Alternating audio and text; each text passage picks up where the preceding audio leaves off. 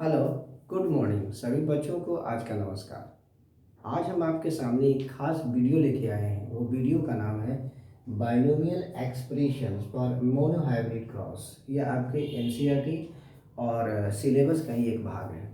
तो इसमें है कि binomial expression of monohybrid cross यानी मेंडल्स के द्वारा दिया गया था कि किस प्रकार इसके माध्यम से मोनोहाइब्रिड क्रॉस के बाइनोमियल एक्सप्रेशन के माध्यम से इसको प्रूव किया जाता है। तो इसमें हम जानते हैं कि मेंडल साहब ने सबसे पहले कैपिटल टी और स्मॉल टी के बारे में यानी कि टॉल प्लांट और डॉल प्लांट के बीच में क्रॉस कराया था। तो उसको हम लेके चलते हैं कैसे कैसे हुआ था। तो इसमें हमको ध्यान रखना है कि बाइनोमियल एक्सप्रेशन जो है बहुत इंपॉर्टेंट पार्ट्स होते हैं। इससे हमेशा क्वेश्चन आता रहता है। तो जैसे मेंडल साहब ने दिया था कि कैपिटल टी स्मॉल टी इन दोनों के बीच क्रॉस कराया।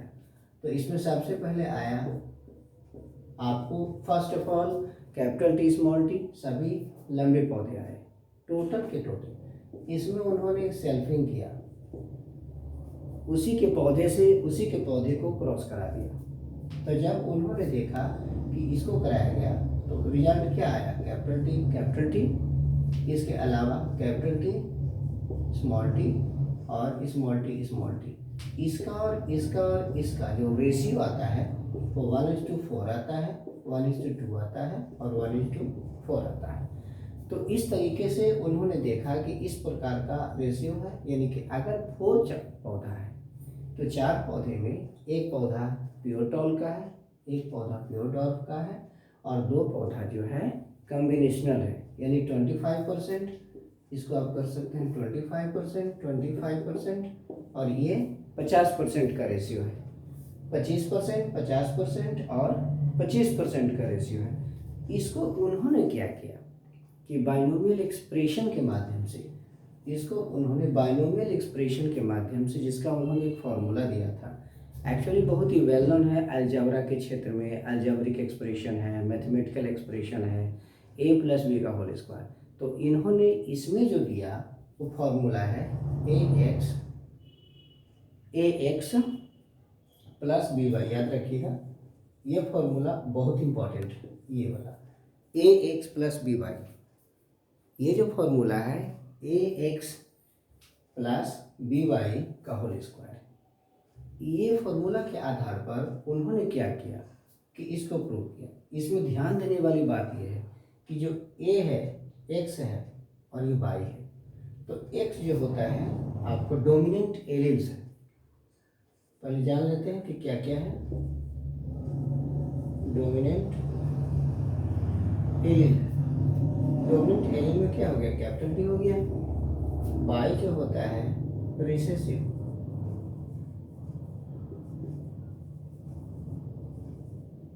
ये हो गया। इसको याद रखना बहुत ज़रूरी है आप लोगों के लिए। ये जितना भी तरह का लेबलिंग है इसको याद रखिएगा कि ये हर एग्ज़ाम के लिए बहुत ज़रूरी होता है। जो भी एग्ज़ाम आप देंगे इससे संबंधित ये आ सकता है।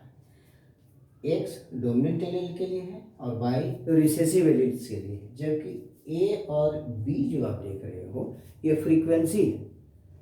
ये फ्रीक्वेंसी किसका है, तो डोमिनेंट का है। ए फ्रीक्वेंसीज फॉर डोमिनेंट और B frequencies for recessive.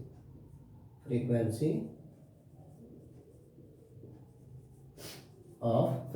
of gamete bearing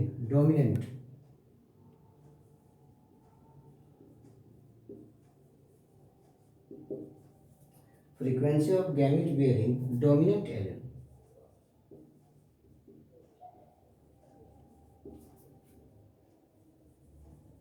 बहुत ही आसान है, डोमिनेंट एलील टी इसी का है। तो इसका ये फ्रीक्वेंसी हो गया, हमेशा याद रखिएगा दिस इज द एलील। हम इसको कह सकते हैं कैपिटल टी, इसको कह सकते हैं स्मॉल टी, और ये जो हो गया बगल में ये फ्रीक्वेंसी है इस एलील की, डोमिनेंट की। उसी तरह बी फ्रीक्वेंसी है आपका, जहाँ पर बी फ्रीक्वेंसी है आपका बी फ्रीक्वेंसी, बी जो फ्रीक्वेंसी है ऑफ रिसेसिव एलील। तो इस तरीके से आपको याद रखना है बी जो फ्रीक्वेंसी है रिसेसिव एलिल्स की। तो ये फॉर्मूला आपके लिए बहुत इम्पोर्टेंट है और बहुत ही आसान है इसको प्रूफ करने के लिए। इसके आधार पर मतलब कि 1:2:1 यानी F1 जनरेशन में जो जीनोटाइप है, actually this this formula is very important for genotypic expression. तो हमारा जो F2 जनरेशन में आता है 1:2:1 का रेशियो आता है 1:2:1। तो इसी एक्सप्रेशन को हम मैथमेटिकल तरीके से प्रूव करने के लिए ax+b, जिसमें x और y ये डोमिनेंट एलील है, ये डोमिनेंट एलील मतलब कैपिटल टी, रिसेसिव एलील से मतलब स्मॉल टी, और दोनों इक्वल फ्रीक्वेंसी है। दोनों की जो फ्रीक्वेंसी इसमें है आपका इक्वल है, frequency of x, frequency of y, यानी x और y की जो फ्रीक्वेंसी है, x एंड y की जो फ्रीक्वेंसी है FREQU इक्वल है, इक्वल टू 1/2। मतलब कहने का मतलब ये हाफ है तो ये भी हाफ है, ये हाफ है तो ये भी हाफ है, दोनों इक्वल फ्रीक्वेंसी का है, ये भी हाफ है और ये भी आपका हाफ है, दोनों इक्वल फ्रीक्वेंसी का है। तो जब दोनों इक्वल फ्रीक्वेंसी है तो ऐसी स्थिति में ये फॉर्मूला आपको दे दिया गया। अब एक सवाल और आता है कि इसका एक्सपेंडेड फॉर्म क्या है और इसका a+b के होल स्क्वायर या इस रूप का जो फॉर्मूला दिया गया हम कैसे सेट करेंगे। तो हम इसके बाद देखते हैं द एक्सपेंडेड फॉर्म। ये आपको याद कर लेना है, ये आपको बेहतर तरीके से एक बार और बता देते हैं। ये बाइनोमियल एक्सप्रेशन ऑफ मेंडल्स का मोनोहाइब्रिड क्रॉस का है। इसके माध्यम से मैथमेटिकली वो ये बताना चाहते हैं कि F2 जनरेशन्स में जो 1:2:1 का जो रेशियो आता है ये a+b के होल स्क्वायर के आधार पर आता है। उन्होंने इस तरह से निकाला था 1:1 का रेशियो आता है, उसको इस लेवल पर उन्होंने अलजेब्रिक फेनोमेनन से प्रूव किया। It has proved with the help of algebraic phenomenon, जिसमें ax+by होता है, जिसमें x डोमिनेंट एलील रखा गया जो एक कैपिटल T है और ये रिसेसिव एलील से ये स्मॉल टी है। और ये दोनों ए और बी जो आप देख रहे हैं वो फ्रीक्वेंसी है किसका, इसका और इसका। तो फ्रीक्वेंसी कितना होता है, हाफ हाफ। हमने यहाँ भी देखा था फ्रीक्वेंसी कितना है, हाफ हाफ। ये यहाँ भी हाफ रहेगा, यहाँ भी हाफ रहेगा। इसके आधार पर हम फॉर्मूला तैयार कर देंगे, इसी के आधार पर। तो देखिए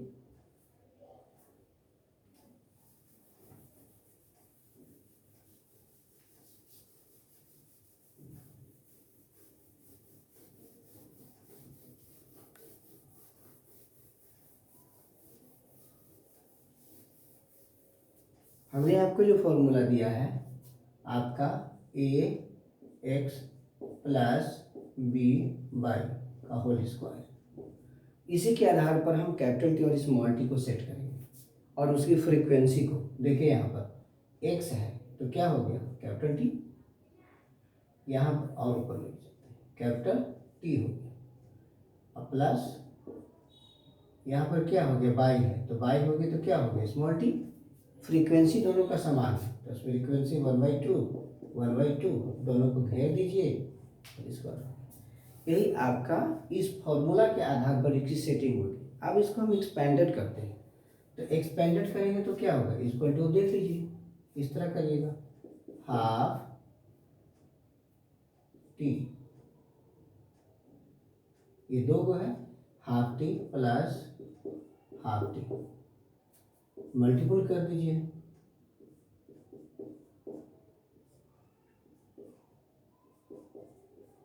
ये इस तरह हम लिख सकते हैं। ये 1/2t प्लस 1/2t का होल स्क्वायर, इसको हम इस रूप में लिख सकते हैं 1/t capital T 1/2 small T multiple 1/2 capital T plus 1/2 small T. अब इसको हम क्या करेंगे कि क्रॉस करा देंगे, जिसे हम क्रॉस कराते हैं मैथमेटिक तरीके से, इसको इसके साथ करा देंगे। तो देखिएगा 1/4 टी देगा 1/4 टी आ गया। देखिए इसके साथ इसको हम करा रहे हैं, बहुत ही आसान तरीका है। It doesn't be a part of that, it is very difficult to binomial expression in mathematics. इसको आप कराइए तो 1/2 को मल्टीपल करिएगा तो 1/4 और टी अब इसके बाद देखिएगा तो आपका आ जाएगा प्लस, अब आपको आ जाएगा इसमें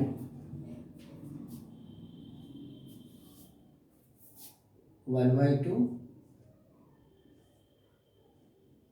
यहाँ 2 लिखा जाएगा, 2 मल्टीपल 2ab होता है, इसको हमने ए माना है, इसको बी माना है, तो 2ab हो जाएगा, तो ये हो जाएगा कैपिटल टी, और कैपिटल टी हो जाता है, और मल्टीपल 1/2 स्मॉल टी हो जाता है। यहाँ पर ये हो गया 1/2 स्मॉल टी, अब प्लस ये दोनों हो गया 1/4 स्मॉल टी स्मॉल टी। अब इसको आगे करिएगा 1/4 कैपिटल टी 1/4 कैपिटल टी। अब इसको आप करिए प्लस 2 गुना 1/2 इक्वल टू 1/4 हो गया, तो 1/4 अभी कैपिटल टी और small T plus 1/4 small T. अभी देखिए 2 दूनी 4, तो 1/2 आ गया। तो इस तरीके से हमारा जो रिजल्ट आता है एक्सपेंडेड फॉर्म इसको कहते हैं, इसका एक्सपेंडेड फॉर्म तो आपको आ जाता है 1/4 capital T plus 1/2 capital T small T और प्लस 1/4 स्मॉल टी। तो ये जो आप सिस्टम देख रहे हैं ये हमने प्राप्त किया। तो these are the expanded form of this, ये जो आपका था यही इसका एक्सपेंडेड फॉर्म है। This is the condensed form, ये कंडेंस्ड है, ये बाइनोमियल एक्सप्रेशंस का मैथमेटिकल कंडेंसेशन है, ये छोटा रूप है, और इसका एक्सपेंडेड रूप है।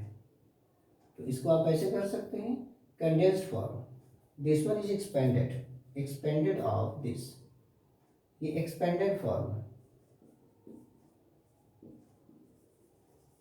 ये जो हो गया कंडेंस्ड,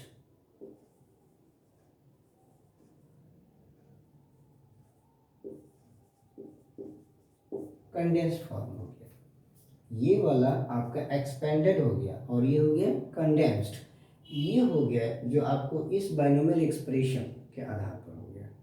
तो ये जो बाइनोमियल एक्सप्रेशंस है, इस एक्सप्रेशन के माध्यम से हमने ये फॉर्मूला बनाया और इसका हमने ये एक्सपेंडेड फॉर्म देखा। तो एग्जामिनेशंस में आपको यही बता सकता है।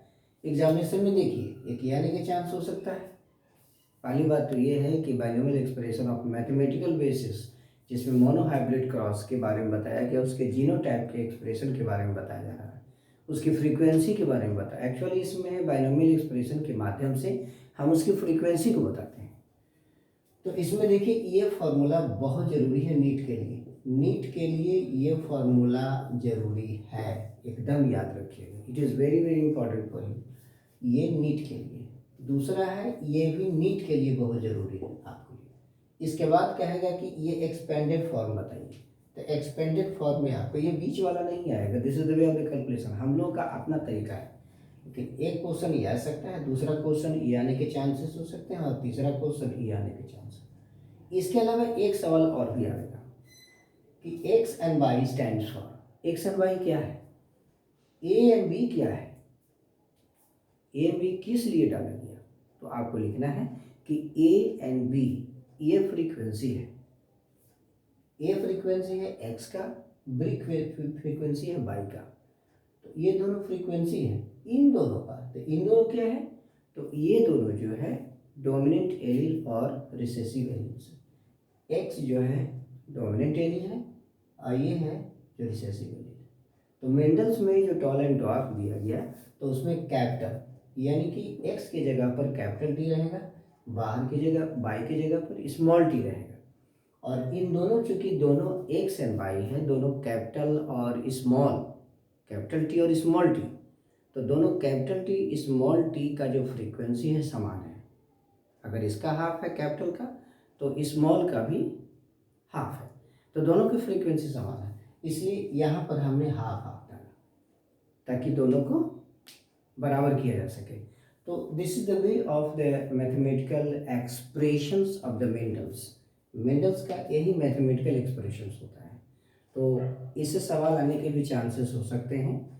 और ये बहुत इम्पोर्टेंट है, बहुत ही अच्छा है। इसको आप लोग ध्यान से देखेंगे और समझेंगे और कोशिश करेंगे कि इसे समझ लें। इसको एक या नहीं, एक या दो या तीन बार वीडियो आप देखिए, तभी आपको ये समझ में आएगा। और जहाँ दिक्कत होगा तो आप हमसे कंसल्ट कर सकते हैं।